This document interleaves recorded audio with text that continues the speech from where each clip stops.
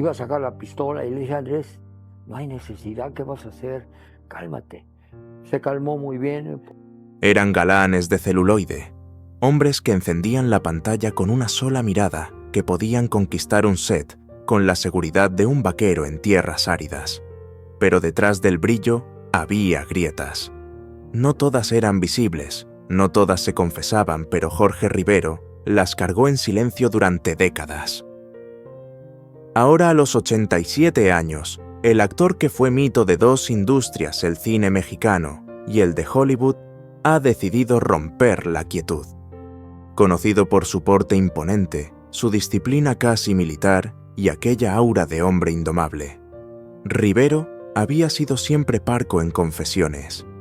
Prefería dejar que su filmografía hablara por él, más de 100 películas colaboraciones, con gigantes como John Wayne, Charlton Heston o Glenn Ford, y un lugar ganado en el cine de acción y la fantasía de los 70. Era el rostro del México que soñaba con exportar estrellas, y al mismo tiempo, el latino que logró abrirse paso en la jungla de Hollywood cuando pocos lo conseguían. Sin embargo, el tiempo erosiona la paciencia. Los años de rodajes, de luchas, de egos, de directores implacables y colegas insaciables dejaron cicatrices que nunca cerraron. Y en este tramo final de su vida, Rivero se permitió lo que antes parecía impensable, ponerle nombre a esas heridas. Ya no le interesa cuidar la imagen ni el protocolo. Su voz grave pero gastada se ha vuelto más honesta que nunca. Hoy, cuando la mayoría esperaría palabras de nostalgia o reconciliación, él ofrece otra cosa a una lista. No de premios, no de amigos entrañables, sino de aquellos a quienes nunca perdonará. 8 nombres cada uno con su historia. 8 sombras en una carrera bañada de luces. Y las razones, asegura, son más duras que cualquier rodaje en el desierto. John Wayne. El mito del western y el galán mexicano coincidieron en 1970 en Río Lobo. Para muchos fue un sueño verlos compartir pantalla el Duke en la última etapa de su carrera, y Jorge Rivero, joven atlético con una presencia que llenaba la pantalla sin esfuerzo. Pero lo que parecía una alianza natural se convirtió en una grieta imposible de cerrar. Wayne, ya enfermo y acostumbrado a ser el sol absoluto en cada rodaje, veía con recelo la energía fresca de Rivero. Los rumores en el set hablaban de tensiones constantes. Rivero improvisaba pequeños gestos, aportaba vitalidad a un guión rígido, mientras Wayne exigía que todo girara a su alrededor. En una escena de tiroteo, cuentan los técnicos, Rivero se adelantó instintivamente tomando el centro del plano. Wayne, con el orgullo herido, detuvo la grabación con una sola frase: «Kid, no me eclipsas en mi propio terreno». La frase quedó grabada en la memoria de Rivero más como advertencia que como consejo. Desde entonces, la relación fue un duelo silencioso. Rivero, acostumbrado a la disciplina y al respeto, nunca entendió ese miedo de un coloso ante un actor emergente. Para él, la grandeza se compartía, no se defendía a golpes de ego. Aquella experiencia lo marcó profundamente, descubrió que el brillo del cine podía ser más cruel que un set bajo 40 grados en el desierto de Coahuila. Nunca habló mal de Wayne en público, pero en privado dejó claro que aquel rodaje fue una lección amarga. Para Rivero, lo que debía ser un encuentro de titanes, terminó siendo un recordatorio de que incluso los ídolos podían tener pies de barro, y con el paso del tiempo, esa herida no sanó. A los 87 años, John Wayne sigue en su lista no por lo que representó en el cine, sino por lo que mostró fuera de cámara, un hombre que no supo compartir la grandeza. Charlton Heston. Si trabajar con John Wayne fue un choque de egos, lo que ocurrió junto a Charlton Heston en The Last Hardman, 1976, fue una batalla de mundos opuestos. Heston, ya consagrado como Moisés, como Ben-Hur, cargaba con la solemnidad de los grandes mitos de Hollywood. Rivero, en cambio, venía del rigor físico de un México que lo moldeó entre caballos, armas y disciplina espartana. En teoría, debían complementarse el héroe bíblico contra el galán de acción. En la práctica, la convivencia se volvió una tormenta. En el set, Heston exigía respeto absoluto, horarios inamovibles, ensayos interminables. Su formación casi teatral chocaba con el instinto natural de Rivero, quien prefería la verdad cruda en cada gesto antes que repetir una escena 20 veces. El roce llegó al punto álgido en una secuencia de enfrentamiento. Rivero debía encarar a Heston con fiereza, pero tras varias tomas, el director pidió más intensidad. Rivero soltó la rabia real, empujó la energía hasta tocar la piel de su rival. Heston se enfureció. Dicen que gritó frente a todos: «Esto es cine, no una pelea de cantina». Para Rivero aquella reacción fue un insulto. Él nunca buscó eclipsar a Heston, solo darle verdad a la escena.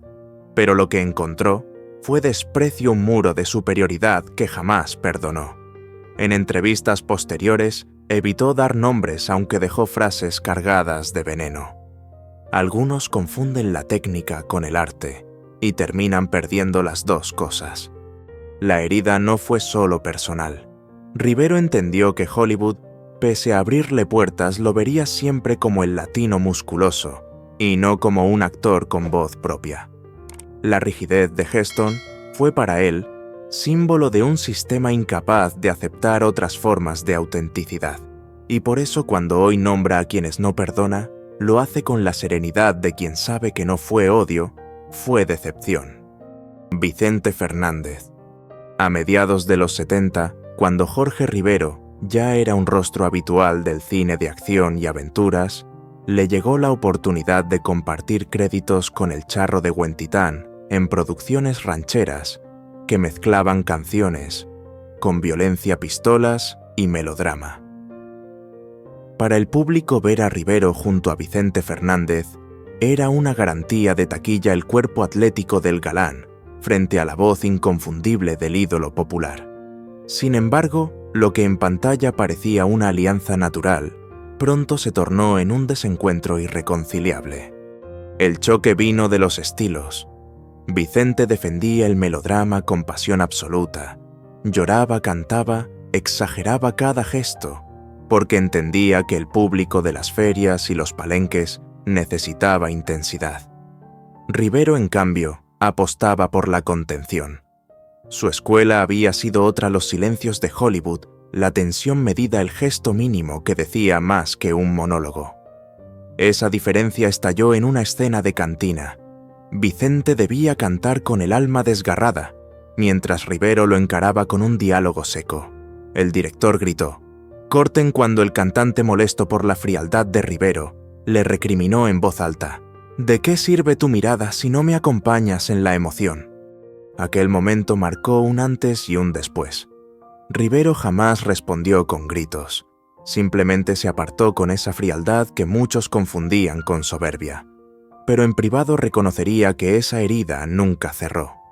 Para él, Fernández no entendía que el cine y el palenque eran mundos distintos. Para Vicente, Rivero no supo respetar la fuerza de la canción como motor del drama. Con los años, cada uno siguió siendo ídolo en su campo. Vicente llenó estadios. Rivero consolidó su imagen en el cine internacional. Pero aquella escena quedó como una espina en la memoria. Rivero, fiel a su carácter, jamás buscó reconciliación. Y a los 87 años lo confiesa. Sin temblar, el Charro está en su lista de los que nunca perdonó, no por falta de talento, sino por no haber entendido jamás que la autenticidad tiene muchas formas, y no solo una voz que retumba en el aire. Mario Almada. Si hubo un rostro inseparable del cine de acción mexicano, junto al de Jorge Rivero, ese fue Mario Almada. Durante los 70 y 80, compartieron múltiples rodajes, películas de policías implacables, venganzas de frontera y héroes que parecían forjados en hierro. Para el público eran dos titanes, símbolos de un México rudo, que llenaba salas con historias de justicia a balazos. Pero tras las cámaras la relación fue cualquier cosa menos armónica. Mario Almada venía de una escuela distinta. Había aprendido el oficio desde la producción, escribiendo y actuando cargando películas con su apellido. Tenía un sentido casi artesanal del cine rápido eficaz, con escenas resueltas en un par de tomas. Rivero, en cambio, tras su paso por Hollywood, había abrazado un estándar de perfeccionismo y disciplina que lo hacía chocar con la ligereza del sistema local. Ese contraste estalló en un rodaje de 1982 cuando filmaban una secuencia de persecución. Rivero insistió en repetirla hasta lograr una toma impecable. Almada, visiblemente molesto, soltó frente al equipo: «Esto no es Broadway. Jorge, es acción mexicana. Aquí se dispara y se acaba». El comentario caló hondo. Para Rivero, aquello no era una cuestión de técnica, sino de respeto al público. Creía que incluso en el cine popular debía haber verdad, precisión y entrega. Almada, con su pragmatismo, lo veía como una pérdida de tiempo, un lujo innecesario en una industria que rodaba a contrarreloj. Desde entonces, la tensión se volvió permanente: discusiones por ensayos, por marcas de cámara, por quién debía llevar el peso dramático de las escenas. La prensa nunca se enteró del todo, porque ambos sabían mantener la fachada de profesionales, pero entre bastidores, los productores contaban que apenas se dirigían la palabra. Lo que debía ser camaradería se transformó en un silencio hostil. Rivero, que jamás perdonaba lo que consideraba falta de compromiso, guardó aquella herida con obstinación. Hoy, con la distancia de los años, Rivero lo recuerda sin rencor abierto, pero con la misma firmeza. No era cuestión de odio, era cuestión de códigos. Él tenía los suyos, yo tenía los míos. Y cuando los códigos no se respetan, la hermandad se rompe. Por eso Mario Almada se ganó un lugar fijo en esa lista de los que jamás recibieron su perdón. Isela Vega. En el México de los años 70, pocas figuras eran tan desafiantes como Isela Vega. Actriz, guionista y productora, era la encarnación de una nueva libertad femenina en la pantalla, sensual, irreverente y sin miedo a romper tabúes. Jorge Rivero coincidió con ella en varias cintas del llamado cine de ficheras y en producciones donde la violencia se mezclaba con la provocación erótica. Para la taquilla, su química era dinamita, pero en el interior del set, aquella relación se convirtió en una herida que Rivero nunca logró cerrar. El choque no vino del talento. Rivero respetaba la fuerza interpretativa de Vega, sino de su forma de enfrentar el oficio. Ella defendía la improvisación, la espontaneidad, incluso el escándalo como parte esencial del arte. Rivero, formado en el rigor de los rodajes internacionales, exigía disciplina, control y respeto por el guión. La fricción explotó durante una escena íntima en 1975. Vega decidió improvisar un gesto fuera del libreto, buscando mayor naturalidad. Rivero, sorprendido, se apartó en seco. El director pidió repetir la toma, pero lo que quedó grabado en la memoria del actor fue la risa de Isela burlándose de su incomodidad. Aquella humillación lo acompañó por décadas. Rivero consideraba que la verdad artística no debía confundirse con la provocación gratuita. Vega, en cambio, estaba convencida de que el cine necesitaba romper moldes, incluso a costa de incomodar a sus compañeros. A partir de entonces, las grabaciones compartidas fueron un campo de minas, miradas frías, silencios tensos y un respeto apenas formal. Los críticos celebraban esa tensión en pantalla creyendo que era parte del drama. Pero la realidad era otra. Detrás de cada escena había un resentimiento latente. Rivero, que jamás se permitió hablar mal de colegas en público, dejó escapar una vez una frase amarga. Algunos confunden autenticidad con anarquía, y eso no es arte, es caos. Isela Vega siguió siendo una leyenda, una pionera que abrió caminos en la cinematografía mexicana. Rivero, por su parte, continuó como símbolo de fuerza y disciplina, pero la herida entre ambos nunca cicatrizó. Y hoy, cuando nombras aquí aquellos a quienes nunca perdonó su nombre, aparece inevitablemente como recuerdo de que incluso entre estrellas brillantes, las sombras podían ser más duras que cualquier reflector. Fernando Almada.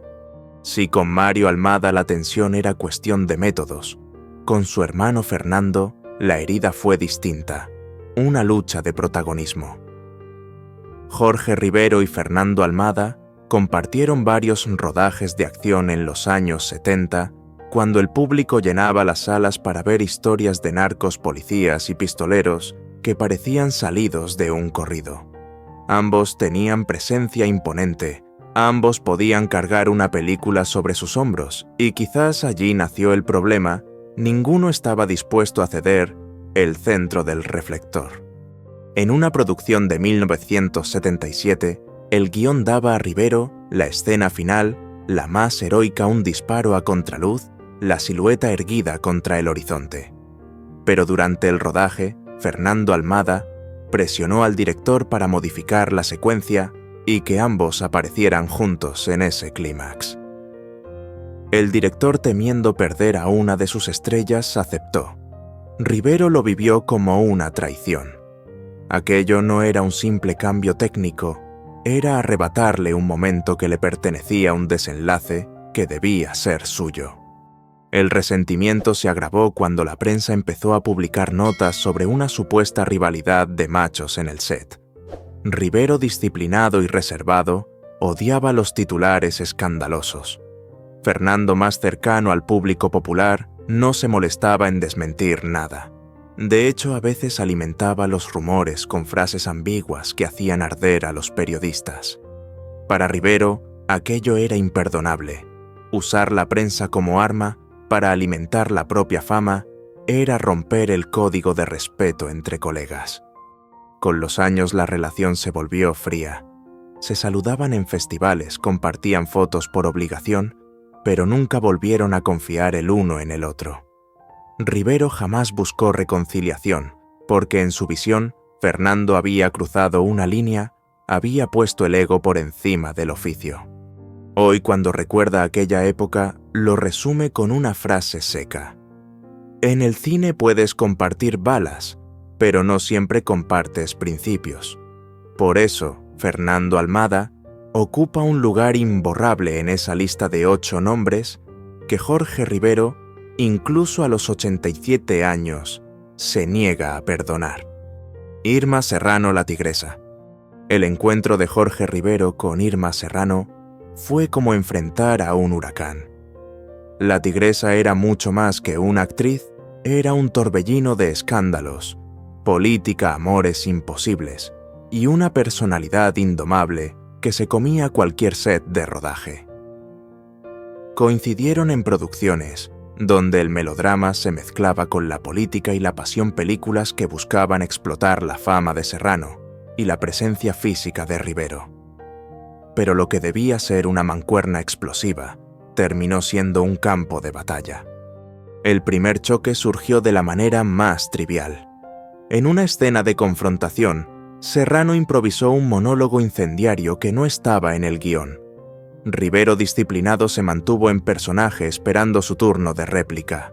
La escena quedó arruinada y el director pidió repetirla. Serrano, desafiante, soltó frente a todos. Con tu silencio no se hace cine, Jorge se hace estatua. Aquella burla hirió profundamente a Rivero, que siempre defendió la contención como el verdadero arte de actuar. El segundo roce fue más grave. Durante la promoción de la película, Serrano declaró en una entrevista que Rivero solo servía para lucir músculos. La frase se repitió en periódicos y revistas, alimentando la caricatura de Rivero como simple galán físico. Para un hombre que había trabajado con John Wayne y Charlton Heston, que había luchado por llevar disciplina y respeto al cine mexicano, aquello fue un golpe bajo que jamás perdonó. Rivero nunca respondió públicamente. Su estilo era el silencio, no el escándalo. Pero en privado quedó marcado. Para él, Serrano representaba lo que detestaba del espectáculo el uso del caos y la provocación como sustituto del talento y la disciplina. Con el tiempo, la tigresa se convirtió en un personaje más político que artístico, rodeada de polémicas que confirmaban lo que él había visto en carne propia, una mujer que confundía autenticidad con espectáculo. Hoy, a los 87 años, cuando Rivero enumera a los 8 nombres que jamás perdonará a Irma Serrano, ocupa un lugar inevitable, no por rivalidad artística, sino porque en ella vio la encarnación de aquello, contra lo que siempre luchó un cine reducido a gritos, escándalos y titulares, donde la verdad se perdía en la vanidad.